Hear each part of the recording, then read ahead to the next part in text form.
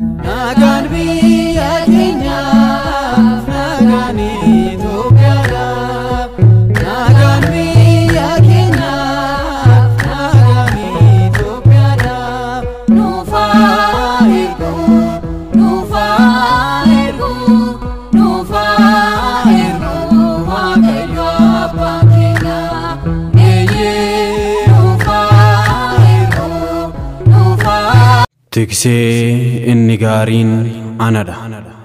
Tiksee gaariin lubbuu isaa hoolota isaaf oolcha. Wangeela qulqullicha Yohaannis boqonnaa 10 lakkoofsa 11.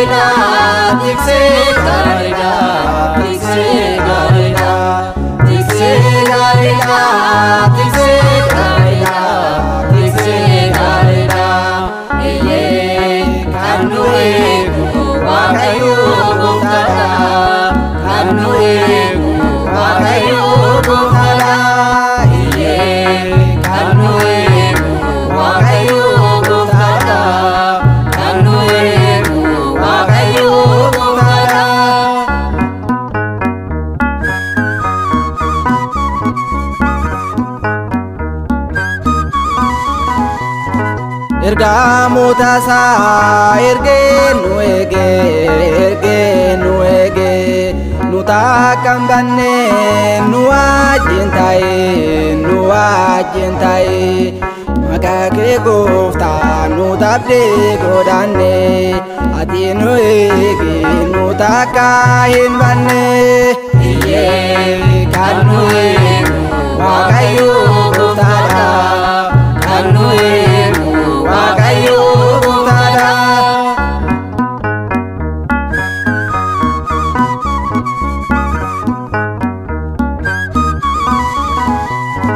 Dhaabbannu waayines nu baasa nu takkaan kufne innis nu kaasa isa taabunyu harka keenya kaasne cubbuu keenya hundaaf dhiifama gaafanne. Iyyee kan nu eegu Waaqayyo Gooftaadha, kan nu eegu Waaqayyo Gooftaadha.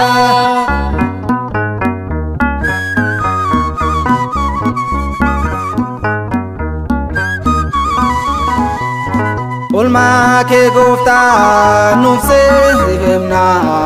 seefemna gochaa kee hundaa sabaaf laafsena ati nuuf jette fannoorraa kan oolte rakkoo keenya hundaa dhiyaanaan nu furte.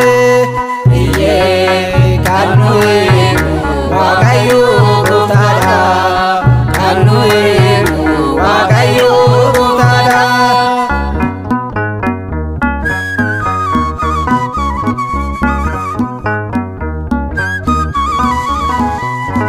Dhaabbannu waayines